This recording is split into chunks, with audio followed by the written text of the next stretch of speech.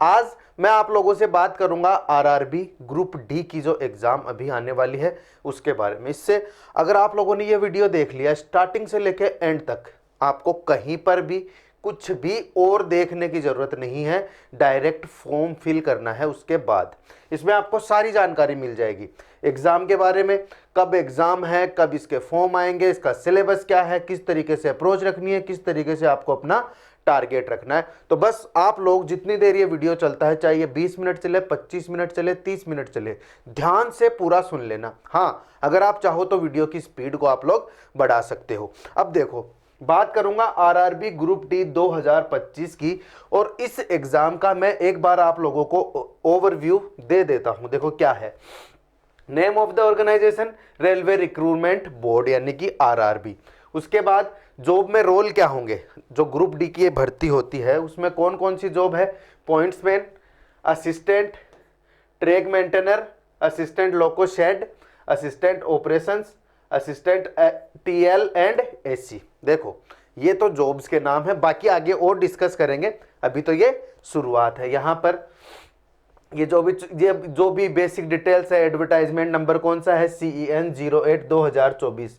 Job location क्या होगी, across India, यानी कि ये सेंटर लेवल की जॉब है। यानी आप लोगों को पता है रेलवे की जॉब होती है, सेंटर लेवल की जॉब होती है।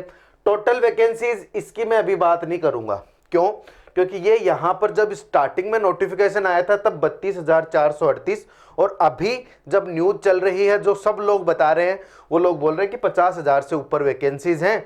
वो इंटरनल नोटिफिकेशन आ चुका है, फाइनल नोटिफिकेशन में उतना ही आएगा, लेकिन फिर भी हम लोग इसकी बात नहीं करते। आप लोग 50,000 प्लस मान के चलो, क्योंकि वो बहुत ज़्यादा इंपॉर्टेंट चीज़ नहीं है।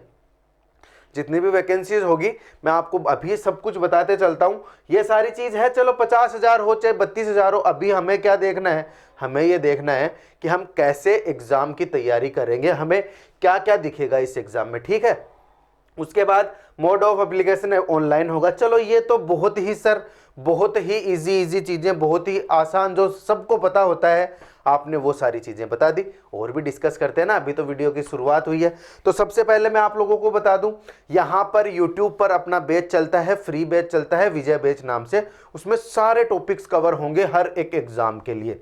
आपको मैं इस बात कर रहा हूं यहां ग्रुप डी की, इसलिए आप लोगों को बता दूं, अगर आप लोग ये वीडियो अपलोड होते ही देख रहे हो तो जल्दी से इस वीडियो के डिस्क्रिप्शन में जाओगे, और एक बैच है 2025 वाली इस ग्रुप डी के लिए, वो वाला बैच आप लोग ज्वाइन करोगे। रीजन क्या है, वहां पर मात्र 100 दिन में आपको पूरी की पूरी मैथ रिवाइज करवाई जाएगी। मैं अभी इसकी बात कर लेता हूं, एग्जाम की बात कर लेता हूं, आप लोगों से उस बारे में भी बात करूंगा। बस इतना देख लेना कि उस बैच की लिंक डिस्क्रिप्शन में है, बाकी बातें बाद में करते हैं। पहले यहां आए RRB group D application form 2025, इसकी हम लोग बात कर रहे हैं। क्या लिखा हुआ है, the board has already announced the dates to fill the application form along with the release of short RRB Group D recruitment 2025 notification. इस नोटिफिकेशन में इस बात में आपको यह बोला गया है कि आरआरबी ने नोटिफिकेशन जारी करके बोल दिया है, उसकी डेट बता दी है कि कब से आप लोगों के ये फॉर्म भरे जाएंगे। तो वो डेट कब है, देखो ये रही, group D level 1 exam 2025 from 23 January to 22 February, यानी कि 23 जनवरी। आप लोग ये वीडियो देख रहे हो उसके जस्ट बाद ये एग्जाम की डेट, ये एग्जाम की नहीं सॉरी, नोटिफिकेशन के बाद फॉर्म की डेट, जब फॉर्म लगने शुरू होंगे, आप इतना समझ लो 23 जनवरी से शुरू होगा, 22 फरवरी तक ये भरा जाएगा। तो जल्दी से जल्दी फॉर्म लगाना है, लास्ट डेट का इंतजार नहीं करना। कैसे क्या प्रोसेस रहेगी, कितना कुछ रहेगा, मैं बता रहा हूं ना, अभी तो वीडियो की शुरुआत हुई है। चलो चलते हैं आगे। ये मैंने डेट की आप लोगों से बात कर ली। आप लोग अगर ये सोच रहे हो कि आपको फॉर्म भरना है, तो सबसे पहले आप लोगों को क्या पता होना चाहिए कि 23 जनवरी से एग्जाम के फॉर्म भरने शुरू हो रहे हैं, 22 फरवरी तक भरे जाएंगे। तो आप लोगों को क्या पता होना चाहिए, उसके लिए क्या तैयारी करके रखोगे। सबसे पहले आपको पता होना चाहिए कि एग्जाम की फीस, जो फॉर्म आप लोग भरोगे उस फॉर्म की फीस क्या होने वाली है। तो मैं बस यहां पर उसी की बात करूंगा। जनरल और ओबीसी वालों के लिए 500 रुपए चार्ज रहेगा। अब बाकी बात आगे करता हूं ना। SC ST PWD वुमेन यानी लड़कियों के लिए, XSM transgender minorities, economically backward इन सब के लिए, यानी कि यहां पर जो भी लिस्ट दी हुई है इन सब के लिए 250 रुपए चार्ज रहेगा। और जो ओबीसी और जनरल वाले हैं उनको जब वो सीबीटी अपनी देके आएंगे ना, एग्जाम कंप्यूटर बेस्ड टेस्ट देके आएंगे, उसके बाद 400 रुपए रिफंड कर दिए जाएंगे और इनको पूरे के पूरे 250 रुपए वापिस रिफंड कर दिए जाएंगे। ये यहां पर लिखा हुआ है, मैं एकदम इजी लैंग्वेज में आप लोगों को बता रहा हूं, समझ रहे हो ना मेरी बात। जनरल ओबीसी वालों के 500 रुपए लगेंगे, लेकिन एग्जाम देके जैसे ही वापिस आएंगे उसके बाद उनके अकाउंट में 400 रुपए वापिस आ जाएंगे और इनके पूरे के पूरे 250 ही वापिस आ जाएंगे। इसमें यही बात है। आगे क्या बात है, यहां पर ये जो इतना सब कुछ लिखा हुआ है, इसमें यहां ये लिखा हुआ है कि फॉर्म को कैसे भरा जाए। ठीक है, ये स्टेप है, ये मैं यहां पर अभी वीडियो के स्टार्टिंग में ये नहीं बताऊंगा, क्योंकि अगर मैं यहां पे आप लोगों को बताता हूं पहले ये करो, पहले वो करो, पहले वो करो, आपको वैसे भी याद रहने वाला नहीं है। तो मैं ये स्टेप के लिए अलग से वीडियो बनाऊंगा। कब? जब फॉर्म आ जाएंगे, आप लोगों को समझाऊंगा, ये सारी चीज एकदम समझा दूंगा कि ऐसे फॉर्म भरना है। एक फॉर्म भर के ही आप लोगों के लिए डाल दूंगा अगर आप लोगों को चाहिए। तो ये वाली स्टेप मैं यहां पर स्किप कर देता हूं। बस आपको ये ध्यान रखना है कि आप तो ई मित्र से जाके भरवा लेना ना, कोई झंझट ही नहीं है गलती का। वो जो अच्छा सा अच्छा ई मित्र वाला है वहां से भरवा लेना। जिन लोगों को ये लगता है कि मैं गलती करता हूं, आप भरते हुए गलती कर सकते हो, तो ई मित्र से भरवा लेना। जिनको खुद भरना है मैं बता दूंगा। आगे चलते हैं। उसके बाद क्या बात है, देखो मैं पढ़ देता हूं सामने जो लिखा हुआ है। RRB group D recruitment 2025 eligibility criteria, यानी कि आप कब एलिजिबल होते हो, तो पढ़ लो। देखे ये क्या लिखा हुआ है, the eligibility criteria for RRB group D will be calculated on terms on nationality, educational qualification and age limit. Only those candidates will be selected for RRB Group D recruitment process who fulfills the RRB Group D eligibility criteria as mentioned in the website। यानी कि ये क्या बोल रहा है, आप सबको पता है जो एलिजिबल होंगे उनके लिए ये फॉर्म होगा। क्या क्राइटेरिया है वो भी हम लोग डिस्कस करेंगे। वो कितनी एज लिमिट होनी चाहिए, है ना, और उनकी एजुकेशनल क्वालिफिकेशन क्या होनी चाहिए, ये सारी चीज़ें आप लोगों को पता भी होगा और मैं आप लोगों को यहाँ वीडियो में डिस्क्राइब भी कर दूंगा आगे। जैसे अगर आप लोगों ने 10th पास कर रखी है तो आप लोग ये एग्ज़ाम दे सकते हो, ITI कर रखी है तो आप लोग ये एग्ज़ाम दे सकते हो। ठीक है, जो एज लिमिट होगी पर कैटेगरी के हिसाब से वो भी डिस्कस कर लेंगे। पहले आगे बढ़ते हैं, आगे चलते हैं। देखो आगे का पेज क्या है, इस वीडियो को बनाने का मकसद क्या है, ये सारी डिटेल्स हैं जो भी मैं यहाँ पर बता रहा हूँ। ये टुकड़ों में अलग अलग जगह आप लोगों को मिल जाती हैं, लेकिन आप लोग सिर्फ एक ही वीडियो देख के एग्ज़ाम के बारे में अपना पूरी प्लानिंग बना सको, इससे बेहतर क्या होगा। और इसमें अभी तो मैं वो सारी चीज़ें बता रहा हूँ बेसिक बेसिक, अभी तो आएंगे ना पूरे सिलेबस को भी तो मैं आप लोगों को समझाऊंगा कि कैसे क्या सिलेबस रहने वाला है। तो रुक जाओ जल्दी से, क्योंकि किसी भी चीज़ की शुरुआत करते हैं तो बिल्कुल स्टार्टिंग से तो देखते हैं ना, बीच में आते ही मैं आप लोगों को वो सिलेबस वगैरह थोड़ी बता दूं। पहले ये सारी चीज़ें तो देखते हैं। देखो सिलेक्शन प्रोसेस क्या रहेगा आप लोगों को बता दूं।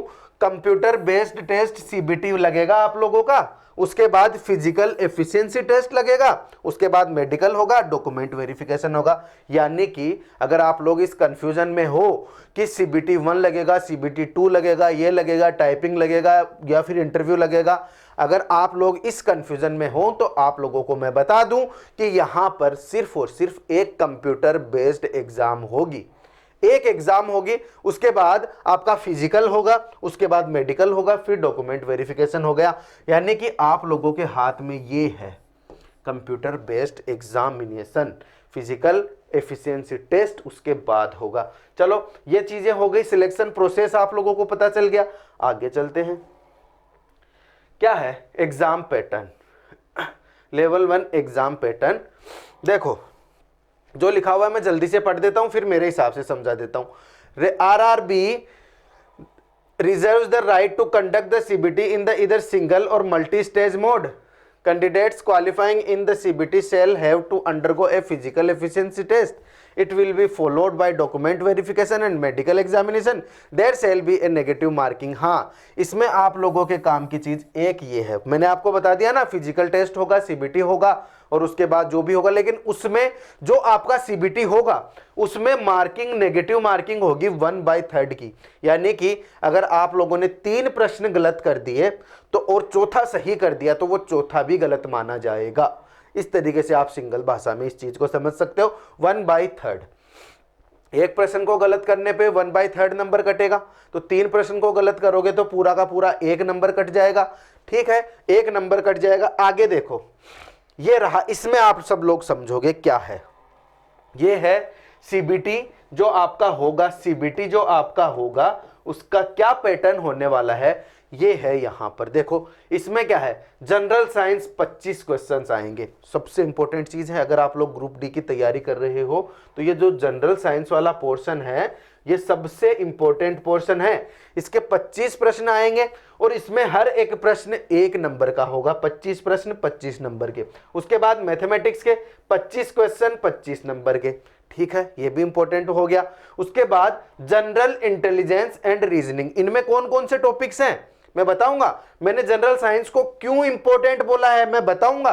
तो आप लोग ये देखो, 25 जनरल साइंस के, 25 मैथ के, 30 होंगे रीजनिंग के, उसके बाद 20 हो गए जनरल अवेयरनेस और करंट अफेयर के। यानी कि जनरल साइंस और जनरल अवेयरनेस करंट अफेयर्स मिला के टोटल कितने प्रश्न हो गए, 45 प्रश्न हो गए। आप लोग अगर और एग्जाम्स की तैयारी करते हो तो आप लोग जनरल साइंस को जनरल स्टडीज में ही तो गिनते हो ना जनरल साइंस को, लेकिन यहां पर जनरल साइंस का अलग ही पोर्शन होगा और ये जो जनरल अवेयरनेस और करंट अफेयर्स हैं उसके 20 प्रश्न अलग होंगे। इंपॉर्टेंट हो जाती है ना एग्जाम। चले आगे, ये सारी चीजें हो गई। 90 मिनट का टाइम मिलेगा आपको और जो फिजिकली डिसेबल्ड होंगे उनको 120 मिनट का टाइम मिलेगा। ये आप लोग समझ गए। आगे चलते हैं, आगे चलते हैं। यहां मैं पढ़ाता हूं मैथ आप लोगों को। ठीक है, यहां YouTube पर अपना बैच चलता ही है। उसके साथ ग्रुप डी का अगर स्पेशल बैच आप लोग ज्वाइन करना चाहते हो, लिंक डिस्क्रिप्शन में है। ऐप के ऊपर वो बैच होने वाला है। रिगी ऐप आप लोग डाउनलोड करोगे, रिजी ऐप बोल सकते हो, वहां पर आप लोगों को वो बैच मिल जाएगा। लेकिन लिंक से परचेज करने के बाद, पहले लिंक से परचेज करोगे, उसके बाद रिजी ऐप डाउनलोड करोगे, वहां पर आपको वो बैच दिख जाएगा। कोई भी किसी भी तरीके की खरीदने में आप लोगों को दिक्कत हो, कुछ भी आप लोगों को समझ नहीं आएगा तो अपने व्हाट्सएप नंबर भी नीचे डिस्क्रिप्शन में आप लोगों को मिल जाएंगे, वहां से देख लेना। देखो बेटा जी, मैं पढ़ाने को यूट्यूब पे फ्री भी पढ़ाता हूं, चलता है अपना बैच, चलता ही रहता है। लेकिन आप लोग मेरी बस इतनी सी बात समझ लेना कि मैं अलग से बैच क्यों लेके आ रहा हूं। जितने भी बच्चे जुड़ेंगे, मेरा टारगेट है सिर्फ और सिर्फ 1000 बच्चे मेरे बैच में होने चाहिए। तो जल्दी से जल्दी आप लोग बैच को ज्वाइन करोगे, 1000 बच्चे ज्वाइन हो जाएंगे। आप ये देख रहे होंगे कि यहाँ यूट्यूब पे 1000 बच्चे, यहां पर तो इतने 2000 बच्चे हैं। जिस टाइम पे ये वीडियो बन रहा है उस टाइम पे 2000 के लगभग सब्सक्राइबर्स हैं, सिर्फ और सिर्फ। लेकिन अपना वीडियो सिर्फ और सिर्फ यूट्यूब पे नहीं जाता, इंस्टाग्राम पे आप लोग अपने जाके देखोगे, वहां पर 52,000 स्टूडेंट्स हैं। तो वहां से भी बच्चे ज्वाइन करते हैं। तो आप लोग ये अच्छे से समझ रहे हो ना कि 1000 बच्चे होने में कोई वक्त नहीं लगेगा। अभी तक ये बैच लॉन्च हुए 2 या 3 दिन हो गए। जिस टाइम पे ये वीडियो रिकॉर्ड हो रहा है उस टाइम पे 2 या 3 दिन हो गए इस बैच को लॉन्च हुए। तो कुछ बच्चे तो जुड़ चुके हैं, कुछ बच्चे इस वीडियो के जस्ट बाद जुड़ जाएंगे और कुछ बच्चे आप लोग जल्दी से जुड़ जाओगे, ये आप भी जानते हो। तो अगर आप लोग किसी भी तरीके की शंका में हो कि ज्वाइन करना है नहीं करना है, तो मैं अभी आप लोगों की शंका दूर किए देता हूं।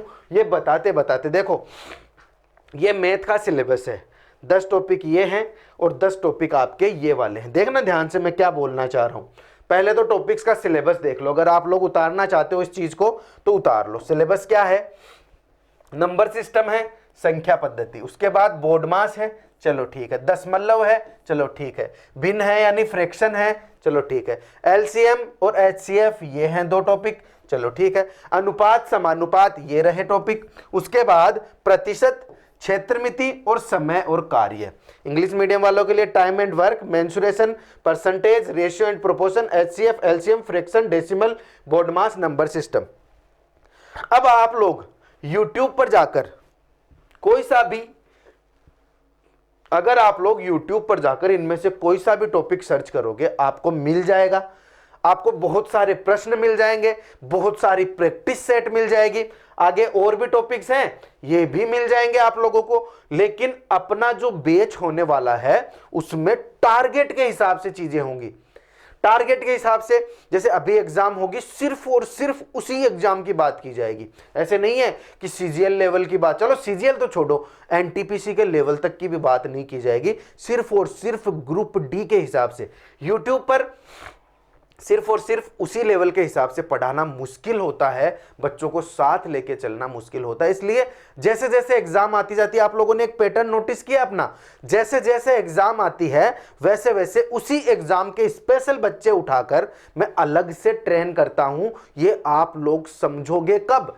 आप लोगों को समझना ये चीज जरूरी है कि चलो यूट्यूब पे चल रही है चीजें, लेकिन वो बच्चे अलग से भी आते हैं। उसका फायदा क्या होता है? जैसे अपना एनटीपीसी का बैच था, तो एनटीपीसी वाले बच्चे एक साइड हो गए ना, वो अपनी पहली रेगुलर स्टडी जितनी है उनकी चल रही है, लेकिन उन लोगों ने अलग से बैच ज्वाइन किया। वो दिन का 1 घंटा देते हैं, सिर्फ दिन का 1 घंटा, उसमें बहुत सारी चीजें टारगेट के हिसाब से वो मैथ की लेके चलते हैं। और इस बार तो अगर आप लोग स्टार्टिंग में ये बैच खरीद रहे हो, बिल्कुल बैच लॉन्च होते या फिर इस वीडियो के जस्ट बाद खरीद रहे हो, तो 149 में, मात्र 149 में वो बैच आप लोगों को मिलेगा। मात्र 149 में इसलिए बोल रहा हूं कि उतने में तो एक बुक भी नहीं आती, अगर आप मैथ की बुक भी खरीदने जाओगे तो। ये बात आप लोग समझ गए। चलो यहां पर ये टॉपिक्स मैंने आपको बताया। उसके अलावा आगे टॉपिक क्या है? टाइम एंड डिस्टेंस, समय और दूरी, साधारण और चक्रवर्ती ब्याज, लाभ और हानि, बीजगणित, रेखा गणित और त्रिकोणमिति, प्रारंभिक सांख्यिकी, वर्गमूल, आयु की गणना, कैलेंडर और घड़ी, पाइप और टंकी। इंग्लिश मीडियम वालों ये लो, ये रहे इधर नाम। मैं इंग्लिश मीडियम वालों को साथ लेके इसलिए चल रहा हूं क्योंकि अपना जो बैच होगा वो बाइलिंगुअल होगा, उसमें दोनों लैंग्वेज होगी, इंग्लिश और हिंदी दोनों में पढ़ाया जाएगा। तो ये वाली चीज भी आप लोग नोटिस करोगे। ये रहे अपने मैथ के टॉपिक जो ग्रुप डी के लिए, और ये वाले टॉपिक आपको लगभग हर एक एग्जाम में मिलेंगे कि हाँ यार मैथ में तो ये तो टॉपिक होते हैं, लेकिन यहां एग्जाम के हिसाब से अलग से पढ़ना पड़ेगा राजा जी, अलग से। चलो ठीक है, इसके बाद चलते हैं आगे रीजनिंग, जो मेरा विभाग नहीं है। आप लोगों को पता होगा मैं रीजनिंग नहीं पढ़ाता हूं, लेकिन आप लोगों को अभी भी ये प्रश्न ऑन है कि अगर आप लोगों को रीजनिंग की मैराथन क्लासेस चाहिए तो आपको भर भर के नीचे कमेंट करने होंगे। 1 या 2 स्टूडेंट के लिए 4-4, 5-5 घंटे की क्लासेस लेके आना पॉसिबल नहीं है। अगर आप लोग भर भर के नीचे कमेंट करोगे ना कि सर रीजनिंग का एक टॉपिक एक क्लास में आप लोग हमें दो और 15 दिन में हमारी तैयारी करवा दो पूरी रीजनिंग की, तो मैं लेके आऊंगा। आप मुझे चाहे कुछ भी करना पड़े, लेकिन मुझे नीचे कमेंट्स में वो चीज दिखनी चाहिए ना। और उसके लिए अलग से मेरे 1000 स्टूडेंट बैठे हैं, तो उनके लिए मैं अलग से वीडियो लेके आऊंगा ना। तो उतने तक तो अभी भी मैथ ही चलेगी, मैथ ही चलेगी, बस आप लोगों की डिमांड होगी उस हिसाब से चीजें चलेंगी। तो मैं रीजनिंग का सिलेबस जल्दी से बता देता हूं आप लोगों को। देखो, एनालॉजीज, सादृश्यता, अल्फाबेटिकल एंड न्यूमेरिकल सीरीज, वर्णमाला और संख्या श्रृंखला। आप लोगों ने अगर थोड़ी सी भी रीजनिंग पढ़ी है तो आप ये सारी चीजें जानते हो। कोडिंग एंड डिकोडिंग, अब हिंदी में ये तो बहुत कोडिंग डिकोडिंग सबका सुना हुआ है, लेकिन कूट लेखन एंड कूट वाचन, चलो ठीक है। उसके बाद मैथमेटिकल ऑपरेशंस, गणितीय क्रियाएं, रिलेशनशिप, उसकी माँ का बेटे का बेटा अब मेरा क्या लगेगा, वो वाले प्रश्न। उसके बाद सिलोजिज्म, उसके बाद गड़बड़ी या अव्यवस्थित करना यानी कि जंबलिंग, उसके बाद वेन डायग्राम, वेन आरेख, उसके बाद डेटा इंटरप्रिटेशन एंड सफिशिएंसी, ये वाला टॉपिक हो गया। मेरा कहने का मतलब, मैं आप लोगों को यहां पर जो टॉपिक्स ग्रुप डी के लिए आप लोगों के लिए इंपॉर्टेंट होंगे वो यहां बता रहा हूं। कंक्लूजन एंड डिसीजन मेकिंग, आप लोग ये सारी लिस्ट बना सकते हो। समानताएं और भिन्नताएं, और मैं यहां पर जो आप लोगों को टॉपिक्स बता रहा हूं ना, वर्गीकरण, दिशा ज्ञान, कथन, तर्क और अनुमान, यहां ये लिस्ट मैं क्यों दे रहा हूं आपको? मैं ये लिस्ट, आप लोगों ने जितने भी स्ट्रेटेजी वीडियो देखे होंगे, मैं सब में सिलेबस बताता हूं। मैं क्यों उठा के रखता हूं सिलेबस? क्योंकि ये जो भी मैं आप लोगों को यहां बता रहा होता हूं वो नोटिफिकेशन के अंदर से उठा के लेके आता हूं। मुझे पता है, सबको पता है कि कौन कौन से टॉपिक होते हैं इस सब्जेक्ट में, लेकिन जो टॉपिक्स नोटिफिकेशन में दे देता है मैं उसी हिसाब से लाके आप लोगों को यहां पर बार बार टॉपिक्स बताता हूं। और अगर आप लोग ऐसे एक बार लिस्ट बना लेते हो ना कि रीजनिंग में ये टॉपिक्स हैं, मुझे ये देखना है, 10 दिन इसमें लगेंगे, 5 दिन इसमें लगेंगे, 2 दिन इसमें लगेंगे, 1 दिन इसमें लगेगा, आप लोगों के टारगेट डिसाइड होते हैं। इसलिए आप लोगों को हर एग्जाम की तैयारी करना शुरू करने से पहले एक ये वीडियो जैसा मैं आप लोगों को बता रहा हूं जिसमें सारी की सारी जानकारियां होती है, वो देखना बहुत जरूरी होता है। उसके बाद आप लोग डिसाइड करो फॉर्म कब लगाना है, क्या करना है। आगे क्या है, जनरल साइंस। जनरल साइंस में फिजिक्स, केमिस्ट्री, बायो होगी। 10th तक की जो लाइफ साइंस होती है यानी कि बायोलॉजी, 10th तक की जो होती है वो आप लोगों को पढ़ना है। ये सारी हो गई जनरल साइंस। अब इसमें देखना, आप इसमें देखना, जनरल साइंस में जो केमिस्ट्री का पोर्शन होता है वो very very very important portion होता है। इसके लगभग भी 10 प्रश्न आते हैं सिर्फ और सिर्फ जनरल साइंस से। पीछे मैंने आप लोगों को क्या बताया है, देखो 25 प्रश्न आते हैं जनरल साइंस के। 25 प्रश्न में से 10 प्रश्न अकेले और अकेले केमिस्ट्री के आते हैं। उसके बाद फिजिक्स के भी प्रश्न बहुत इंपॉर्टेंट होते हैं, 7-8 प्रश्न इसमें से आ जाते हैं, और एक हो गई बायोलॉजी। तो पहले नंबर पे आती है केमिस्ट्री। तो केमिस्ट्री की अच्छे से तैयारी करनी है, इसमें से बायोलॉजी की, फिजिक्स की और जनरल साइंस की तो पूरी की ही तैयारी करनी है बहुत अच्छे से, क्योंकि आप लोगों के लिए बहुत अच्छा मौका है। जनरल साइंस में आप लोग पढ़ सकते हो, बहुत अच्छी अच्छी बुक्स आती हैं, अपने हैंड रिटन नोट्स हैं वो आप लोगों को मिल जाएंगे। मैं उनकी बात यहाँ नहीं करूँगा हैंड रिटन नोट्स की। अगर आपको जनरल साइंस की कोई भी नोट्स वगैरह चाहिए तो आप अपने कॉन्टेक्ट नंबर पर मैसेज छोड़ दीजिएगा, मैं आप लोगों को डायरेक्शन दे दूंगा। तो बात अपन मुद्दे से भटकेंगे नहीं, हम लोग अभी सिलेबस की बात कर रहे हैं तो सिलेबस की ही बात करेंगे। क्या है मुद्दा, physics, chemistry, biology, life science. Life science एक तरीके से बायोलॉजी होती है, लेकिन इसमें और भी थोड़ा पर्यावरण वाली साइंस वगैरह वो भी आ जाती है। वो 10th तक की आप लोगों को पढ़नी है। अच्छी सी बुक खरीदो साइंस की, उसमें से जल्दी से इसको तैयार कर डालो। आगे क्या है, general awareness and current affairs, science and technology, sports, culture, personalities, economics, politics and any other subject importance. देखो ये सारी यहां पे लिखी हुई है, मैं समझा देता हूं आप लोगों को जल्दी से। देखो आगे यहां पे है जनरल अवेयरनेस का पोर्शन। आप लोगों ने क्या देखा था, जनरल साइंस तो देख लिया। अब जनरल अवेयरनेस में कंफ्यूज नहीं होना आप लोगों को। ये करंट अफेयर्स, ये जितनी भी सारी चीजें मैं अलग से, एक तरीके से जनरल अवेयरनेस में ही आता है ये सारा कुछ। देखो जनरल अवेयरनेस में एक पोर्शन है हिस्ट्री का, उसके बाद ज्योग्राफी का, फिर इकोनॉमिक्स का, फिर पॉलिटी का, साइंस एंड कल्चर का। इनको आप लोग ऐसे डिवाइड करो। आप जब जनरल अवेयरनेस पढ़ने बैठो तो जनरल साइंस को अलग रखो, उसके बाद इसको यहां डिवाइड करो। क्या कि आप लोग इसको और कितना डिवाइड कर सकते हो, ऐसे मिक्स में थोड़ी सवाल पढ़ोगे जनरल अवेयरनेस के। तो ये किया, उसके बाद सबसे पहले देखो हिस्ट्री का, फिर ज्योग्राफी, फिर इकोनॉमिक्स। अब इसमें मैं आप लोगों को ये क्यों बार बार बोल रहा हूं कि ये जो इकोनॉमिक्स का वाला पोर्शन है ना, इसको आप एक बार के लिए स्टार्टिंग के लिए छोड़ दोगे, क्योंकि उसका लगभग 1 या 2 प्रश्न ऐसे होंगे जो इकोनॉमिक्स से आएंगे और बहुत ही हार्ड लेवल के प्रश्न पूछेगा। ये बहुत ही हार्ड लेवल के प्रश्न पूछेगा इकोनॉमिक्स में। तो एक बार के लिए छोड़ दो अगर आप लोगों को टाइम मिलता है, क्योंकि इकोनॉमिक्स के कुछ सवाल करंट अफेयर में भी आप लोग कर लोगे।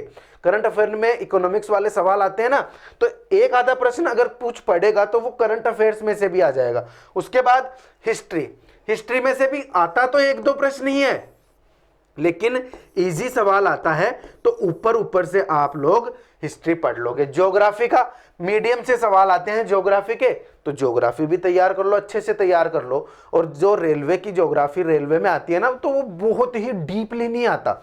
उसके बाद बचा पॉलिटी, ठीक है। पॉलिटी में आप लोग इंडियन पॉलिटी एंड कॉन्स्टिट्यूशन पढ़ोगे, तो कॉन्स्टिट्यूशन आप लोग पढ़ोगे, पॉलिटी आप लोग पढ़ोगे, तो इसमें आप लोगों को एक तो आर्टिकल, सारे कौन सा आर्टिकल किससे रिलेटेड है, तो वो सारे यहां पर हो गए। कितने के नंबर के आएंगे मैं आगे बता रहा हूं आपको। और पॉलिटी में और भी जितनी भी चीजें हैं वो सारी चीजें आप लोग पढ़ोगे। उसके बाद science and culture, science and culture तो एक तो वैज्ञानिक जो खोज करते हैं वो सारे याद करने हैं आपको। उसके बाद जो नीतियां होती हैं कल्चर में, जो खोज करते हैं वैज्ञानिक वो सारी खोज याद रखनी है। उसके बाद जो नीतियां होती हैं वो याद रखनी है, सामान्य नीतियां। और उसके बाद कल्चर एंड स्पोर्ट्स आप लोगों को याद रखना है। स्पोर्ट्स, ये सारे इन्हीं सब चीज़ों में आ गए। साइंस एंड कल्चर में मैं सबको डाल देता हूँ, स्पोर्ट्स को भी डाल देता हूँ, खोज को भी डाल देता हूँ, नीतियों को भी डाल देता हूँ। तो ऐसे आप लोगों को जनरल अवेयरनेस का एक कच्चा चिट्ठा आप लोगों को याद हो गया कि कैसे डिवाइड करना है और कैसे आप लोगों को पढ़ना है। ये चीज़ आप लोग समझ गए। तो आगे बढ़ूँ, आगे मैं क्या बढ़ूंगा, क्या बोल रहा है स्ट्रक्चर। देखो इसमें ऐसा है, जो पीछे लिखा हुआ है इसमें आप लोगों को इतना बताया हुआ है कि जो ग्रुप डी की सैलरी होती है वो 18,000 रुपए होती है। पूरी बात सुनना, 18,000 रुपए जो ओरिजिनल सैलरी होती है वो। लेकिन उसके बाद आगे क्या बोला गया आप लोगों को, देखो यहां से शुरू करूंगा मैं। Other allowance including dearness allowance यानी कि डीए, डेली अलाउंस, उसके बाद transport allowance, house rent allowance, HRA, allowance for night duty, medical facilities, overtime allowance आदि। देखो ये सारे अलाउंस मिलाकर जो इन हैंड सैलरी होती है वो लगभग हो जाती है 22,500 से 25,380। तो ये चीज, वैसे सैलरी 18,000 है लेकिन ये सारे अलाउंस मिला के लगभग जो इन हैंड सैलरी आती है वो 22,500 से 25,500 रुपए तक इसकी सैलरी होती है। देखो जैसा वीडियो जब शुरू हुआ था मैंने आप लोगों को यह बताया था कि हर एक जानकारी मैं इस वीडियो में आप लोगों को दूंगा कि कहां से फॉर्म शुरू होंगे और कहां पर आप जाकर जॉब लगोगे, वहां तक की सारी जानकारी मैं आप लोगों को यहां पर दूंगा। तो आप लोग समझ रहे हो ना, मैं हर एक जानकारी कवर कर रहा हूं। अगर आप लोग टुकड़ों में जानकारियां देख रहे हो तो आप खुद भी कंफ्यूज हो जाओगे, इसलिए ये सारी जानकारी आप लोगों को यहां पर एक ही वीडियो में मिल रही है। आगे क्या है, जल्दी मैं बहुत ज्यादा टाइम वेस्ट नहीं कर रहा हूं, मैं जल्दी इस वीडियो को खत्म करूंगा क्योंकि आप लोग भी पूरा वीडियो देखते नहीं हो ना, बहुत लंबा हो जाता है इसलिए। यह है एडमिट कार्ड, ठीक है। यहां पर इतना बड़ा जो भी कुछ लिखा, मैं ज्यादातर बातें करता हूं ना, मैं करता हूं नोटिफिकेशन की, जो ऑफिशियल बातें होती हैं वो, मैं इधर उधर से चीजें नहीं उठाता हूं। मैं जो ऑफिशियल बातें होती हैं, जो नोटिफिकेशन की होती हैं, जो रेलवे बोलता है खुद आके, वो सारी चीजें आप लोगों को यहां पर आके बता रहा हूं। यहां तो रेलवे की एग्जाम है तो जो रेलवे बताता है वो, अगर बैंक की एग्जाम होगी तो जो बैंक नोटिफिकेशन देगा वो सारी चीजें। तो आप समझ रहे हो मैं क्या बात कर रहा हूं। तो ये जो लिखा हुआ है मैं मेरी भाषा में आप लोगों को समझा देता हूं क्या है। यहां पर इतना है कि the CBT admit card will be release tentatively 10 days before the exam, यानी कि 10 दिन पहले, एग्जाम से 10 दिन पहले आप लोगों को एडमिट कार्ड मिल जाएगा। The admit card for PET will be issued to those candidates who have successfully cleared CBT for RRC group D, RRB group D level 1 2025, यानी कि जो लोग सीबीटी 1 पास कर लेंगे, यानी कि सीबीटी पास कर लेंगे, उन लोगों के लिए फिर बाद में पीईटी का एडमिट कार्ड जारी किया जाएगा। ये बोला गया है। To log in the official website of railways recruitment board a candidate is suppose to have, candidate के पास क्या होना चाहिए, रजिस्ट्रेशन नंबर जो आप लोग फॉर्म भरते टाइम पर आपके बन जाएंगे, या फिर रोल नंबर जो आपने फॉर्म लगाया, एग्जाम दे दिया, फॉर्म लगाने के बाद ही तो एडमिट कार्ड आएगा, एग्जाम से जस्ट पहले, तो रोल नंबर या फिर रजिस्ट्रेशन नंबर। अगर आप लोग पीईटी का निकाल रहे हो तो आप रोल नंबर से निकाल सकते हो, चलो ठीक है। डेट ऑफ बर्थ आप लोगों के पास होना चाहिए या फिर पासवर्ड आप लोगों के पास, ये सब नॉर्मल जानकारियां हैं। उसके बाद will be issued to candidates in 2 phase, यानी सीबीटी के लिए और पीईटी के लिए, दोनों के लिए एडमिट कार्ड निकलेगा, ये ध्यान रखना, दोनों के लिए एडमिट कार्ड निकलेगा। चलो ठीक है, ये तो ठीक है, अच्छी सी बात है, नॉर्मल सी बात है, मैंने आप लोगों को फिर भी कवर करवा दी। चलो आगे बढ़ो। देखो ये बहुत इंपॉर्टेंट बात है। यहां मैं बात कर रहा हूं किस चीज की, यहां मैं बात कर रहा हूं मैथमेटिक्स में कौन कौन से टॉपिक्स कितने नंबर के आप लोगों को पढ़ सकते हैं। देखो 25 नंबर का यहां पर मैथ है, आप सबको पता है, 25 नंबर की मैथ है।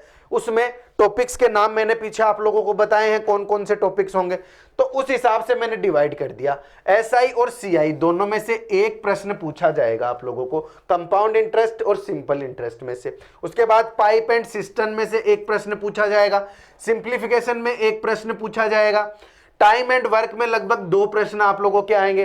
देखो अंक बाहर देख रहे हो, ये रहा नंबर सिस्टम टॉपिक जो अपने चैनल पे अभी तक चल रहा है। 10-15 उसकी क्लासेज हो गई हैं। आप लोग अगर वो देखना चाहो स्टार्टिंग से तो नंबर सिस्टम यहीं पर अपने यूट्यूब चैनल पे आपको मिलेगा। लेकिन ग्रुप डी के हिसाब से स्पेशल आप लोगों को पढ़ना है तो बैच में अलग से भी मिल जाएगा। तो नंबर सिस्टम के 6 प्रश्न आएंगे। देखो कितना इंपॉर्टेंट टॉपिक हो गया, लंबा टॉपिक भी है नंबर सिस्टम, मजेदार टॉपिक भी है नंबर सिस्टम। उसके बाद टाइम, स्पीड एंड डिस्टेंस, 4 प्रश्न। मैं मैथ को इतने डिटेल में बता रहा हूं क्योंकि मैं मैथ पढ़ाता हूं ना, इसलिए।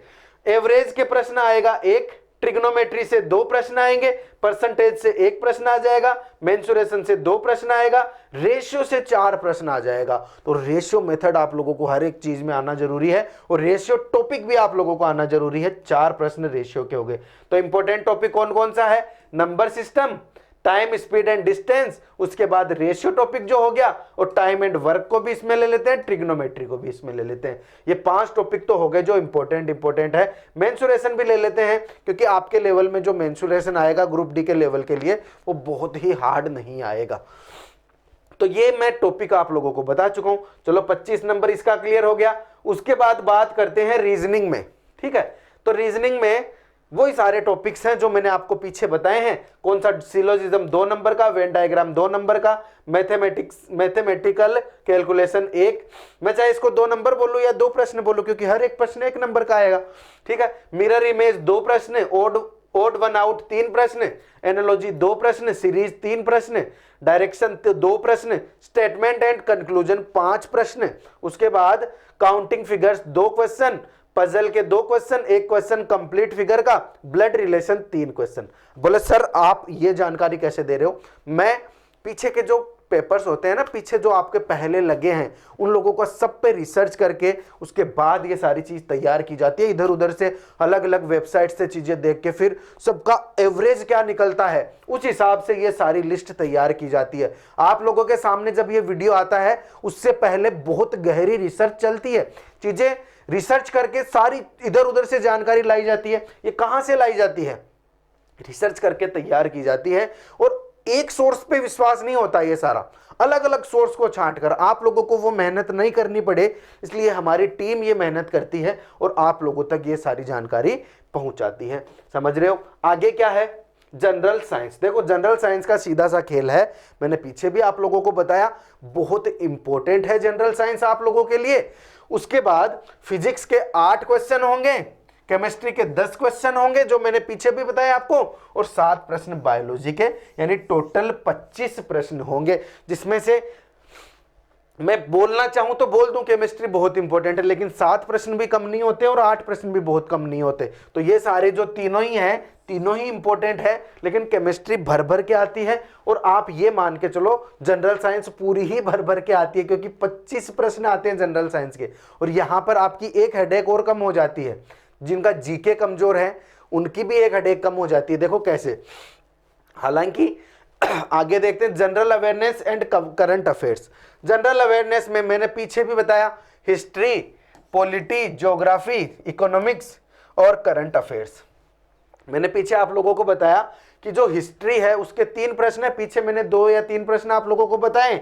पॉलिटी का 1 प्रश्न आता जिसमें आपको पक्का कोई सा भी आर्टिकल उठा के पूछ लेगा कि इससे रिलेटेड आर्टिकल कौन सा है, मौलिक अधिकारों से रिलेटेड आर्टिकल कौन सा है, या फिर आर्टिकल जो 45 है वो किससे रिलेटेड है। तो आप लोगों को पूरे आर्टिकल एक बार देखने होंगे। तो इंपॉर्टेंट तो है, लेकिन 1-2 प्रश्न आते हैं सिर्फ। उसके बाद करंट अफेयर्स के 13 क्वेश्चन है, और मैंने ये सारे तो इधर उधर से सब जगह मैंने रिसर्च करके ये सारी चीजें आप लोगों को बताई। उसके बाद मैंने एक कंक्लूजन और निकाला सारा एक साथ।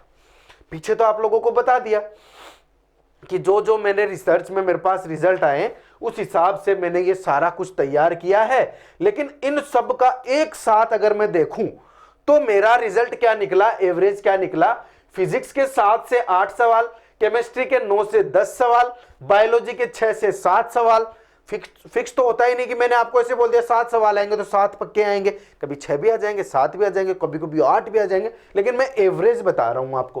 पॉलिटी के 2 से 3 सवाल देखा।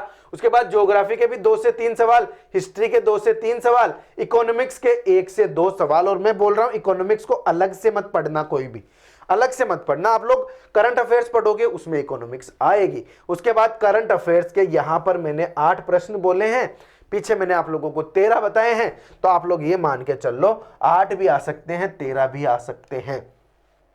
ठीक है जी, 8 से 13, लेकिन एवरेज मान के चलो आप लोग।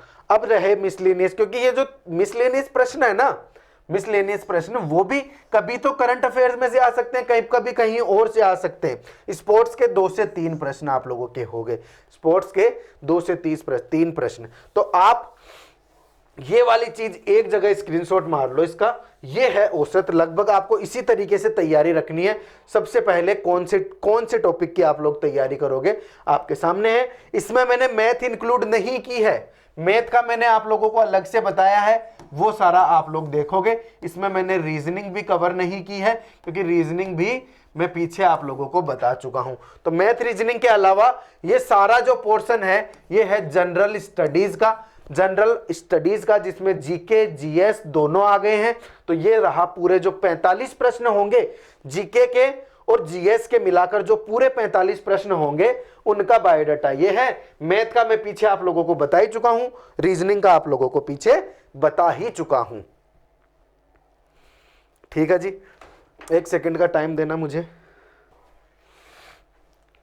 अब यहां से आप लोग ये तो सबसे पहले डिसाइड कर सकते हो कि आप लोगों को अभी भागना है और फॉर्म लगा के आना है। सबसे पहले 23 जनवरी को अगर आप लोग ये वीडियो देख रहे हो, या उससे पहले भी अगर आप लोग देख रहे हो, तो आप ये रिमाइंडर लगा लो कि आप लोगों को ये फॉर्म लगाना है 23 जनवरी को ही। 24 को लगा लेना, ज़्यादा से ज़्यादा वेट नहीं करना है, तो सबसे पहला काम ये। दूसरा काम ये है कि आप लोगों को अपनी प्रिपरेशन जो है वो अभी से स्टार्ट करनी है। आप लोगों को अपनी प्रिपरेशंस अभी से स्टार्ट करनी है। तो उसके लिए क्या किया जाए, टाइम आपको बिल्कुल भी नहीं गंवाना है। आप लोगों को कोई भी अच्छे से अच्छा बैच ज्वाइन कर लेना है। मैं नहीं बोल रहा कि आपको सिर्फ और सिर्फ नवाक्षी इंस्टीट्यूट के ही भरोसे रहना है। आप लोगों को अपने हिसाब से जहां पे आप लोगों को अच्छा लगे आप लोग बैच ज्वाइन करोगे सबसे पहले, क्योंकि बिखरी हुई पढ़ाई आप लोगों को बिल्कुल भी आपकी मंजिल पर नहीं ले जा सकती। कि आपने, अगर आपके पास इतना टाइम बचा है, अभी तो एग्जाम के फॉर्म की डेट आई है, एग्जाम का थोड़ा टाइम बचा है अभी तक, क्योंकि पहले एनटीपीसी लगेगा फिर उसके बाद ये लगेगा। अभी आप लोगों के पास बहुत ज्यादा वक्त पड़ा है, उसके बावजूद भी आप लोग बिखरी हुई पढ़ाई कर रहे हो, तो आपसे बड़ा बेवकूफ इस दुनिया में नहीं है। आपको एक बैच ज्वाइन करना है, अच्छे से अच्छा बैच ज्वाइन करना है। उसके बाद आप लोगों को बिल्कुल अपना एक तरीका बनाकर, बिल्कुल सब कुछ आपके सामने रखकर, कौन सा टॉपिक कितने नंबर का है, कब मुझे कौन सा टॉपिक पढ़ना है, उस तरीके से आप लोगों को बिल्कुल सिस्टमेटिक तरीके से अपनी पढ़ाई करनी है। तभी आप लोगों से ये एग्जाम क्रैक होगी। अगर आप लोगों को चाहिए कि बैच आप लोगों को ज्वाइन करना है, बाकी भी रखो साथ में, उसके साथ साथ मैं आप लोगों को फिर से बोलूंगा, क्योंकि मैं यहां पर आप लोगों से अपने मन की बात बोल सकता हूं। मैं पूरा वीडियो आप लोगों को बता चुका हूं। यहां तक सिर्फ वही बच्चे पहुंचे हैं, वही स्टूडेंट्स पहुंचे हैं, वही मेरे दोस्त पहुंचे हैं जिनको ये जानकारी पसंद आई है, जो मुझ में विश्वास रखते हैं। तो मैं उनसे अपने दिल की बात बोलूंगा कि आप लोग उस बैच में आओगे जिसके डिस्क्रिप्शन में मैंने लिंक डाल रखी है, उस बैच में आओगे। वहां पर regular video call, regular calls, और आप लोगों को जो भी जानकारी चाहिए होगी, जो भी प्रॉब्लम्स होगी, वो सारी आप लोगों की सुनी जाएगी। दिन का सिर्फ और सिर्फ 1 घंटा आप लोगों को देना है। उसके बाद सारी जिम्मेदारी मेरी है, मैथ की, ओनली मैथ की। और अगर आपको रीजनिंग की क्लासेज चाहिए तो रीजनिंग की क्लासेज के लिए आप नीचे भर भर के कमेंट डालोगे वीडियो में। क्यों?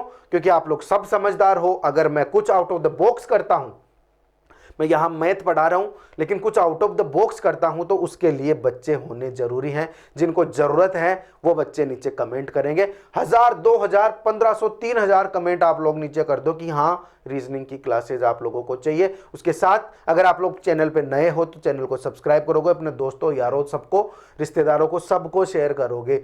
समझ रहे हो मेरी बात? और अगर आपको इससे रिलेटेड कोई भी जानकारी चाहिए होगी तो हम हैं यहाँ अपने बैच पे रिजी ऐप पर आप लोगों को अपना बैच मिलेगा। वहाँ पर आप लोगों के साथ, मैं बार बार बोल रहा हूँ, ये जब तक ये एग्ज़ाम लगेगी तब तक वो बैच ऑन रहेगा, रेगुलर वहाँ पर आप लोगों की क्लासेज चलती रहेगी। इस वीडियो को और ज़्यादा लंबा ना करते हुए मैं चलता हूँ यहाँ से, आप लोगों से इजाज़त लेता हूँ। मिलेंगे अगले वीडियो में, तब तक के लिए जय हिंद, जय भारत।